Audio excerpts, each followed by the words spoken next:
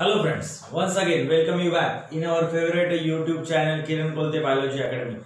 After finishing first chapter on our channel, so within near about 7 to 8 videos we finish with our first chapter. Now from today's lecture we are going to start with the second chapter.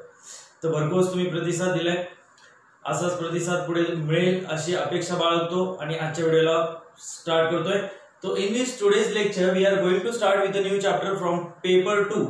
तो एक नवीन chapter है respiration and circulation. In today's lecture we are going to start with the circulation. तो circulation.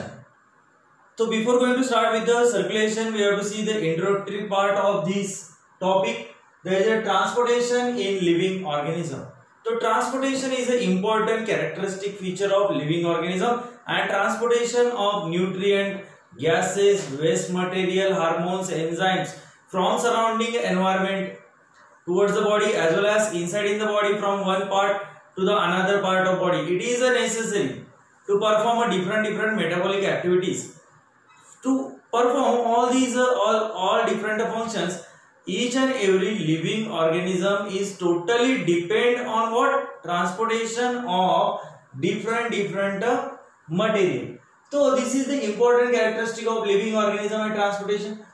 So if though the organisms are unicellular or multicellular, all type of organism though it is unicellular, जरी तो एक पेशी असेल किंवा multicellular, it is made up of large number of cells. The body of that organism is made up of large number of cells. Then also in such organism transportation is required to perform a different day-to-day activities or functions.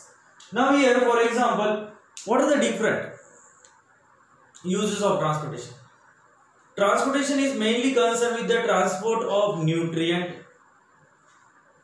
transportation of dissolved gases like oxygen, carbon dioxide, and removal of waste material. So for all these things transportation is essential. So though if the given organism is unicellular, for example amoeba है, paramecium है, in a lower form bacteria, so transportation is too much easy. Why? Because each and every part of cell or that body of organism is directly come in a contact with the surrounding environment, and therefore transportation or exchange of material is become too much easy, and that exchange takes place by means of a simple diffusion. Takes place by means of simple diffusion, or it is also takes place by expending or by utilizing some energy.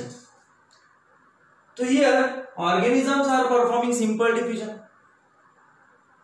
as well as sometimes they are utilizing some energy for that transportation. Lower forms like amoeba and paramecium, they are performing what? Cyclosis for intracellular transportation.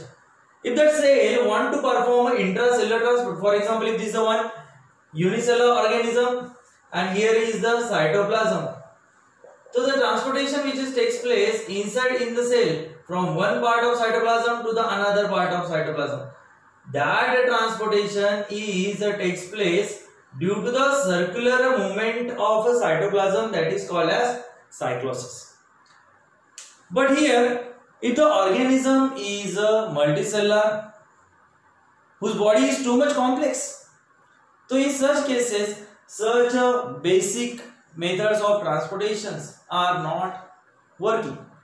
So therefore the higher forms they develop different methods for the transportation of these materials from one part of body to the another part.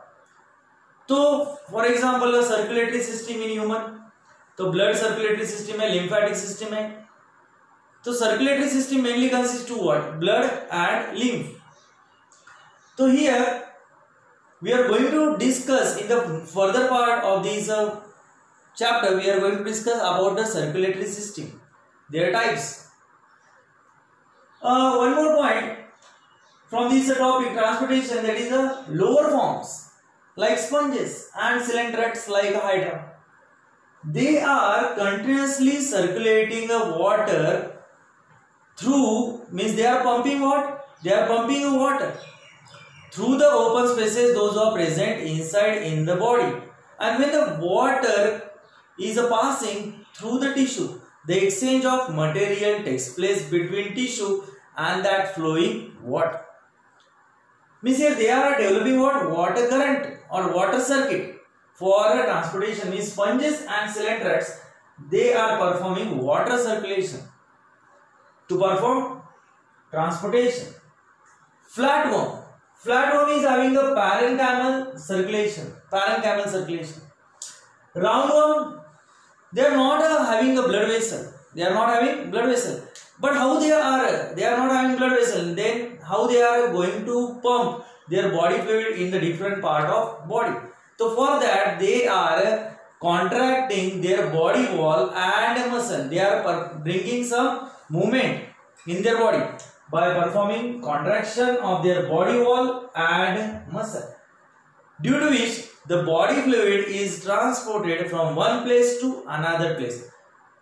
And during this movement, the transportation or exchange of material takes place between tissue or cell and that body fluid. So this is about the transportation in living organism.